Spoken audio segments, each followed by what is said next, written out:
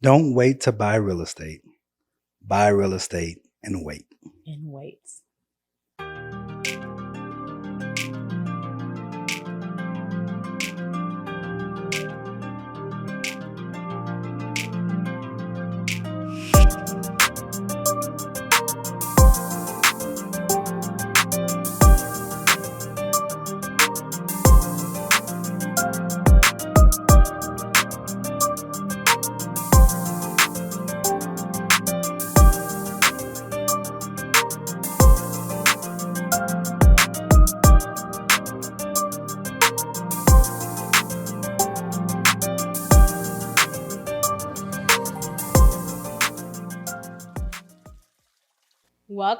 Welcome back, guys. Welcome to the back. Wells of Wealth podcast. Hey, kid. How you doing? Doing good. How are you? I'm doing good. Can't complain. I like this blue vibe you got going today. I had a good stylist for the day. You did. You're so lucky. I am. People, every time somebody sees something nice on me, they'll be like, "Man, the dress you didn't see." And I'm like, I did. But I'm getting better. You are actually like, you'll go into the store and you're like, I like this, I like that. I'm like, okay, growth. You trained me well. I did. Good job. Shout out to all the wives that dress their husbands. It's needed. It's a real job. It is. All right, let's get into today's show. And I think the perfect way to get into today's show is by giving the words of wealth. Today, the words of wealth is don't wait to buy real estate. Buy real estate and wait. And wait. It's the best thing you can do. Best thing you can do.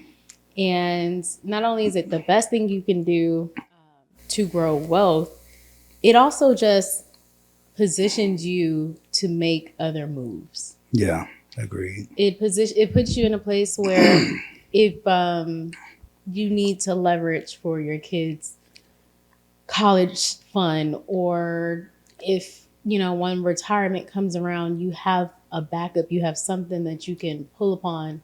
Especially with there being so many entrepreneurs today without a 401k, without the traditional method of retirement, it's real estate. Yeah. So you even think about it, like if we would have bought, or we have, but buying the house 5 years ago, right? And let's say we're saving for our kids' college fund, you would at least have $100K in equity. Yep. So that's their college fund right there. Yep. And then you continuously having somebody else pay that property down. You're not coming out of pocket, and hopefully you're making money off of that investment. You're cash flowing. Right. So it's just a smart investment. Just makes sense. Just makes sense. Real estate just makes sense. It makes sense. So in talking about real estate making sense, one thing that's been circulating a lot is just people are curious about what's going on in the market, because if you tune into social media, if you watch CNN or Fox or wherever you consume your news, right, there's always this idea of like, oh, there's going to be a housing crash, or interest rates are the highest they've ever been. And there's just all these like scare tactics, right, that are making people sit on the sidelines and just say, I'm not buying a house no time soon. What is your take on that? Well, first, let me give people a little context of who we are in the real estate space. Okay, that's a good idea. Yeah. So that's a really good idea. Okay, so we own a real estate brokerage, Next Home Platinum Realty. Yes. I'm the broker owner. It's Broker Bay right here. It's what I call them at home. Broker and Bay. This is my lovely business partner, Amanda Wells, and my partner in life as well. She stuck with me on both fronts. Yeah. Pray for me, y'all. We've been in real estate for over 7-8 years. We run our own real estate team. Wells Team Houston. Look for us on Instagram. And we've done investment property. We have investment properties. We flipped. We Airbnb. You name it. You name it. Yeah. So just to give the people a little context, people that don't know us. That's a good point. Good point. So that's what we do in our daytime job. outside of doing a podcast. But anywho, back to your question. Yeah. So what's going on with the market? What? So the biggest thing is interest rate, right? It's at 7%, which is high. Historically, not so much. If you look at the last 30, 50 years, you know, millennials, our generation, is high to us because we hadn't seen interest rates in this since we've been in the age where we've been buying houses. The rates pretty much been under 5%. Yeah, because our generation started buying homes after the crash. Yeah. So I was in college when the housing crisis started unfolding. So if you ask a millennial, 7% is high, but if you look at historic interest rates, it's about average. Okay. And a lot of people are sitting on the sidelines because they feel like the interest rates are too high. And the only difference of when they were 7% back in the day is the prices weren't this high. Correct. But So, relative to the cost income of living. and cost of living, yeah. Yeah. But so it does provide some affordability challenges. I know when we first got into real estate, even probably let's say 3 or 4 years ago before the pandemic, most of my clients, they were like, "Oh, I want to be at $2,000 a month max." I would get that a lot, especially for your first time home buyer. Now that's almost impossible to find. You know, you almost looking at 1% of whatever the amount that you're financing. So you mean to tell me that if I go see a house that's $300,000, then my note's going to be about $3,000? If you are financing, let's say you're doing an FHA loan and you're only putting 3.5% down, then if you're financing $300,000, your note is going to be close to $3,000 a month. Wow. Yeah. That's a huge difference. That's a huge difference. Yeah. And before the interest rates, when rates were in the 3 and 4%, 300,000 probably would get you to about 2,400 monthly payment. Yeah. So it's about a $600 to $700 increase, depending on what your price point is. Okay. And so that has created challenges for people that want to enter the housing market. Absolutely. But what I tell people and what you have to understand is if you can buy now, it creates some unique opportunities. Like what? So number one, we just left a housing market where people were bidding $20,000 over asking price. Yeah, that was to get a home. It was crazy. Now, mind you, rates were like 2-3%. So people that were liquid, people that had the money could do that. But your average buyer didn't have that type of money just to put in on a house. You know, most first time home buyers, they're doing FHA loans, 3 to 5% down, 3.5% or up to 5% depending on some conventional products. And so now you can go in. Most deals that I'm negotiating now, I'm having the seller pay the closing costs. Depending on the financial position of the buyer, we may do down payment assistance. Right. And so they can get into a house with little to no money out of pocket. Right. You know, you'll have to put your earnings money down, depending on if it's new construction. That may be $1,000 or could be a couple thousand, depending on the builder. And then if it's resale, it's typically 1%. You have to pay for your inspector and then option period. Yeah. But a couple thousand out of pocket is not abnormal to be able to get in the house in today's market, where before, I mean, you're dropping some money for sure if you're trying to get into a house. Yeah, that's a good point. So it's a little bit of a catch-22, right? Yeah. So interest rates are higher. But there are some ways to combat interest rates too. Okay, so let's talk about that. So if you have a buyer or if you have a seller that is willing, they can pay for a rate buy down. So they can pay, let's say the rates right now, they're hovering around 7%. It fluctuates, but let's just say 7%. you can have the seller buy down the rate, so they can buy down it to 6% and keep it permanently. Or a product that I probably would recommend is a 2-1 buy down, or they even have 3-1 buy down. So let's say the rate is 7%. The seller, they would buy the rate down. The first year, the payment will be based on, let's say, 5%. The second year, it'll be based on 6%. Then the third year, be based on 7%. Okay. And so it allows your payment to be a little bit more affordable. Now, the Fed already said that they're increasing the interest rates to slow down the economy. It's overheated. Inflation was going up way too fast. Right. And everybody can see that at the grocery store. I feel inflation like no other. Like when I go to my normal like HEB run for getting stuff for the kids, before $200 would get me enough groceries for the week, some meals and all that. Now it's like $200 is paying for snacks, bruh. I'm like, every time I go to HEB, I'm like, I can't walk out of here without spending $100. And then that's on, and I'm like, what did I get for this? Right. It's just the little things that's adding up. So inflation needs to cool down for sure. So that's the biggest tool that the Fed has in their toolbox is the increased interest rates, because that pretty much takes money to slow down the economic activity in the market. Got it. And so, with that happening, with interest rates going up, it for buying a home, buying a car, anything that has interest, it affects it heavily. Yeah. And so what, for someone that's like, okay, well, I'm renting, I'm also seeing my rent increase because rent's increasing at a pretty steady pace as well.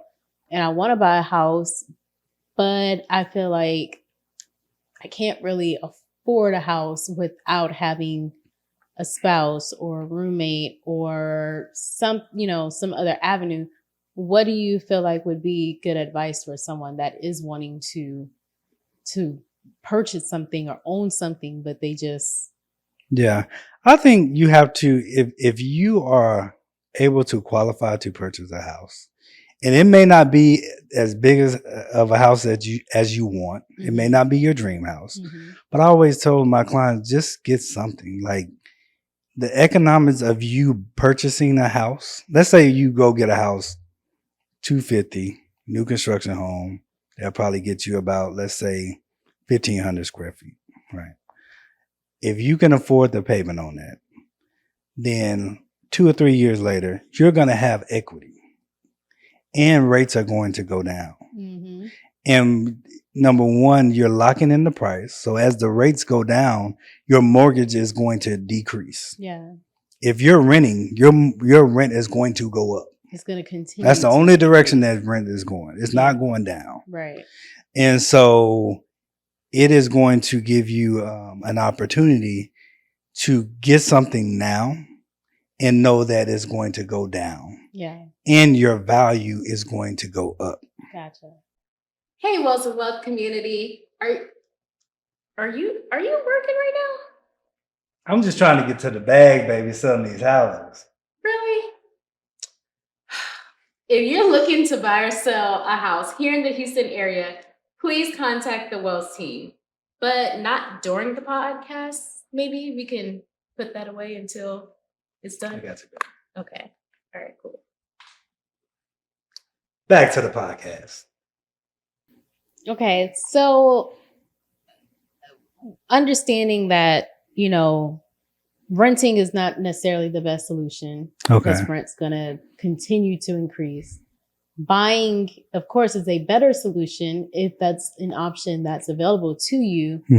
However, as a community, as an African-American community leader, why do you feel that it's so important for people within our community to start purchasing homes, to start owning where we live versus paying for someone else's ownership? So what people have to realize, number one, even if you're renting, you're paying for the home. So if you're renting a home, you're paying that mortgage plus some. Right. If you're renting an apartment, you're paying the overall rent and the taxes and everything for that apartment complex. Somebody owns that and they're making money, a real estate investor. So you're always going to be paying a mortgage in the first place. So you might as well be investing in yourself. That's number one. That's good. But I was reading this book by T.D. Jakes, Disruptive Thinking. Really good book. I recommend, by the way. And it was saying that they're estimating by 2050, the average net wealth for African Americans will be zero. No way. On average. Like if you take all African Americans to combine and you average their net wealth, it will be zero. With artificial intelligence, with why so? It's just we are going, as African Americans, we are going to have to retool ourselves to retool our skill sets in order to stay viable and have those jobs in the next century that's coming, next decades that's coming. Because with artificial intelligence, you go to the grocery store, they're not using cashiers anymore. Like in African Americans, unfortunately, a lot of those kind of lower skill work jobs are consumed by Black and brown people. And so a lot of those jobs are going to be obsolete. And so it is going to be important that we would retool ourselves. And it's going to be important that we start taking the steps now to create wealth. Yeah. And generational wealth. Yeah. And I just think about my mom. She purchased her house she actually inherited her house, but somebody was able to give that to her. My aunt, she purchased the house for like $30,000. She passed away and gave my mom a house. So when she started off her family, she didn't even have to worry about a mortgage. Which is incredible. Yeah. And so you can't pass down rent. Right. You know what I'm saying? Yeah. Like you can't pass that down, but you can pass down the house. And imagine the head start you're able to give your kid if they're able to come into a home that you've paid for them, that you bought for them, and that they're not starting from scratch. Let's say 20 years from now, where prices had all that time to accumulate and go up in value. So it's how you really build generational wealth. I agree. And if you're not, and it's always going to be a reason why I need to hold off or I need to wait. You know what I'm saying? But and in some instances, you may need to wait, right? Yeah, yeah. One thing that I've realized in just working in real estate for so long is we are, and I don't know if this is a true number, but the number one issue I see on our path to home ownership is credit. Absolutely. And a lot of it stems because we were not taught how to manage our credit and the importance of credit. When I started in college and there were credit card companies approaching me and, hey, sign up for your first credit card and all that, I had no true knowledge of what credit even was and how it would affect me later down the line in the decision making, how those decisions that I made while young were going to affect me once I was ready to start my own family and purchase my first home and get a car and different things like that, right? Luckily, you were pretty well versed in understanding credit and all that, and we got married early. So I started to understand it much sooner than I feel like a lot of my counterparts have been able to understand it. And so I think one of the keys to helping our people to get into homes is one, taking a step back and understanding that credit is essential. Yeah. Your credit score is so essential. Like stop over consuming and purchasing things that you cannot, that if you don't have cash to pay for it, do not buy it. Yeah. Because you're setting yourself up for failure in the future. And with all these companies like Afterpay, Uplift, all these buy now, pay later companies that I feel like are especially targeting our community. If you miss a payment, that the interest that they charge you is insane. It's crazy, but nobody looks at that. Yeah. You just look at, oh, I can break this payment, or I can break up this large lump sum into these smaller payments. No, they are setting you up to fail. Yeah. If you're not responsible with your finances. And though that can affect your credit. Absolutely. And so it's all these things that we don't really talk about as a community. We don't sit around the table and share with each other as friends and family and just educating each other on why our credit is so important. Mm-hmm. Like, stop ruining your kids' credit before they even get a chance to establish credit. You know what I'm saying? Like, we got to stop these patterns that are just damaging our community and setting us back. Yeah. No, that's really good. That's really good because, I mean, with us being in real estate, we see it. We see just bad decisions. I mean, you have a $1,200 car note. Yeah. But you don't own your own piece of real estate. Right. And a car is not an asset. It's not. It's going to depreciate in value. Absolutely. When you roll it off the lot, it's already going down in value. Right. Just driving off. Yeah. You already losing money. Yeah. And real estate is something that is going to continuously go up in value. God ain't creating no more land. If anything, He wiping it away with global warming and these tides, sea level rising. So they're not creating any more land. So you need to get your piece of it. Absolutely. You know what I'm saying? And in that, I would also say, like, generationally, like when grandparents pass or different things like that, I think it's important as a community that we start pulling together, and instead of just saying, "Oh, we're gonna sell off this house and let's just divide and get our cut." No, let's hold on to this house. Let's get some renters in here, and let's make money every month off of this home and start building for our family, our generations to come. Like, because if you look at areas that are being regentrified, those are mostly Black and brown people. Absolutely. And that land is super valuable. Yes. You know what I'm saying? The whole third ward area in Houston is primarily, or was primarily, Black and brown people. And that now there's so many businesses trying to move into that area. Yeah. You see so many investors coming into that area. They're trying to raise the taxes like crazy in that area to push people out. Yeah. We got to come together and figure out, how do we keep our land? How do we keep our homes? Yeah. And there's a lot of great developers in Houston that are trying to put our people back into those homes. Yeah, they're coming in, they're redeveloping the area.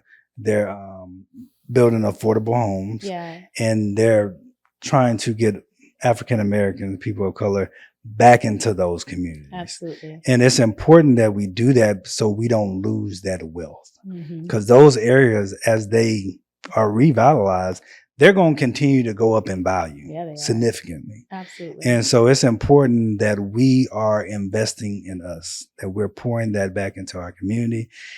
Us owning a Black brokerage, predominantly African American brokerage, it's important for me, and it's my mission, and it's our passion to help people of color get into home. Absolutely. Of course, we'll help anybody, but that's a passion of mine because I see it so much, and it's such a blessing because we're not taught home ownership as like some of our counterparts. We're not taught the value of home ownership. I work with clients all the time that just feel like, hey, they never thought they'd be able to buy a home. Wow.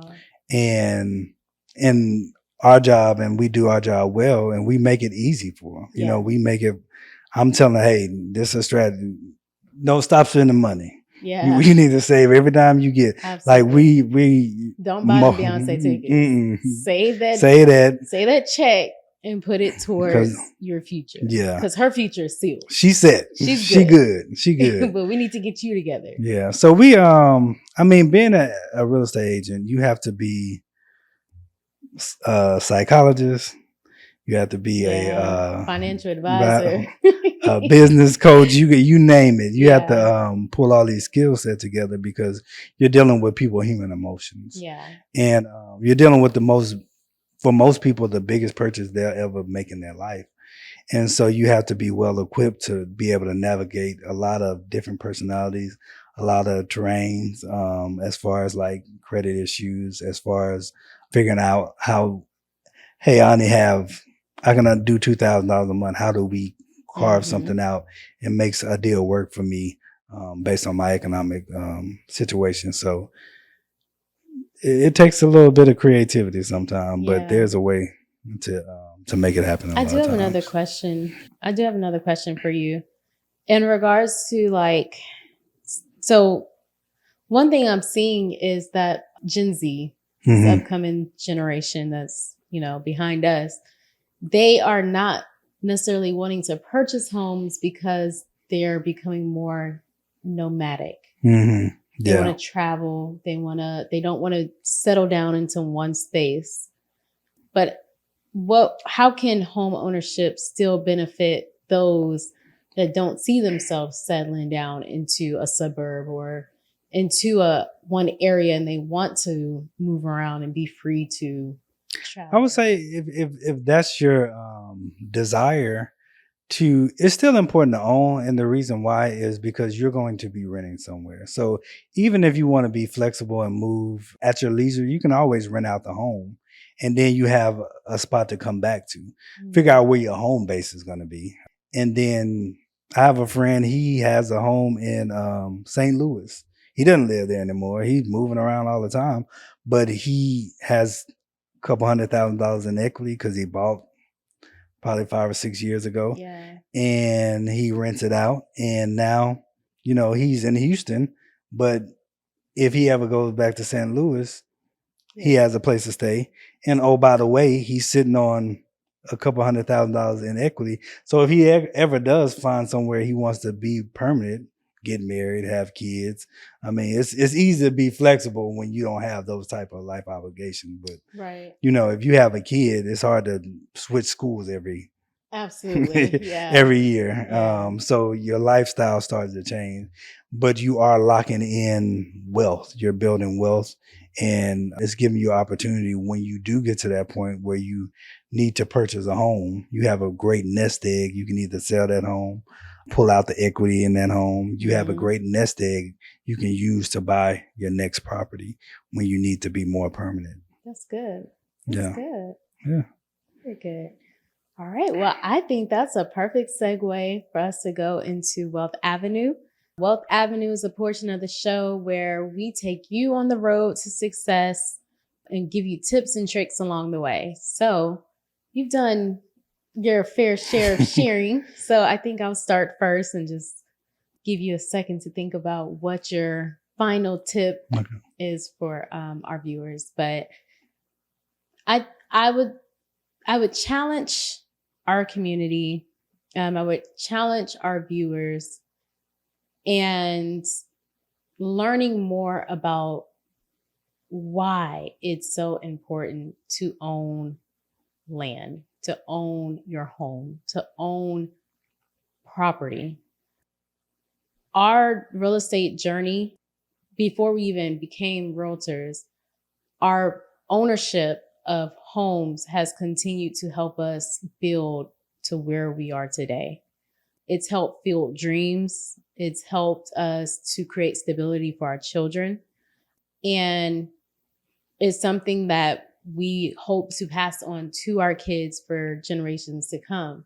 And so, and looking at all those benefits and knowing that this is something that we can help other families attain with just a little hard work and a plan. I just challenge everyone, if you know people that are against buying, if you know people that are against owning their own property, challenge them to watch this podcast to truly start to get an understanding of why we have to come together, figure it out, and move forward, because there's so many benefits to owning.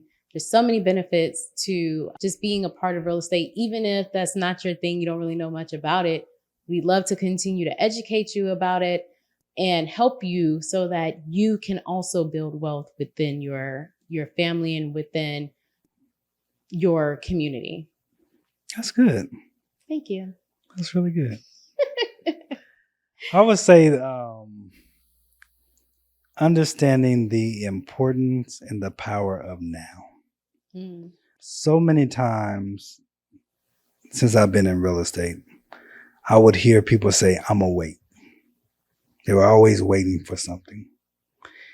And as they waited, the prices kept going up and up and up and up. And interest rates started going up and up. And so there's never going to be that perfect moment. Yeah. But there's a lot of power in now. Get with a trusted advisor, a trusted real estate professional that can help you navigate whatever your financial situation is and help you craft a plan that will get you to home ownership. That's good. And shameless plug, we would love for you to call the Wells team if you're in Houston. But if you're not, definitely there are a lot of real estate professionals out there. And if you need help, we can get you plugged in. We can definitely recommend some. So all right. That would be my takeaway. All right. Well, this is the perfect segue to end the show. Thank you guys for coming along on this wealth journey with us. We really hope that this discussion about home ownership has impacted you in some way. And if you are looking to get a home, follow us at Wells Team Houston.